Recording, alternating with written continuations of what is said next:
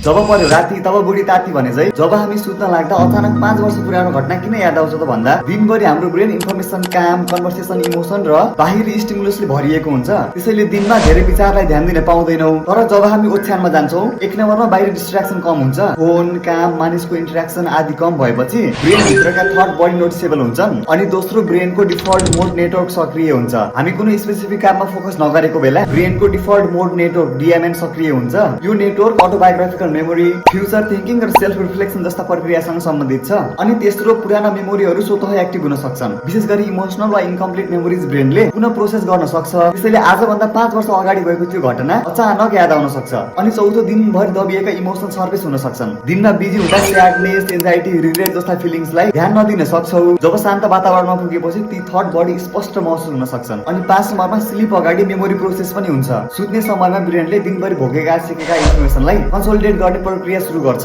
तर यसको अर्थ सुत्नु अघि आउने हरेक पुरानो कुरा ब्रेनले इन्टेन्सनली प्रोसेस गरिरहेको छ भन्ने चाहिँ होइन। अब तपाईहरु मध्ये कसको सुत्ने बेला 5 वर्ष अगाडि कुरा याद आउँछ कमेन्ट गर्नुस् है।